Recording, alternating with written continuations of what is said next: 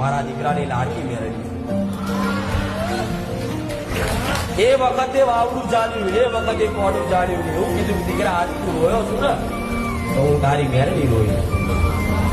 હું આ સમયની રાહ જોતી હતી. ચારે મારો દીકરો બધી કદાચ લાલચ મૂકી, મોહ માયા મૂકી, બધા કોમના સ્વાર્થ મૂકીને એક વાર હૃદયથી રોઈ જાય કે માં મેલડી. ત્યારે એના નાભીની પોકાર થાય.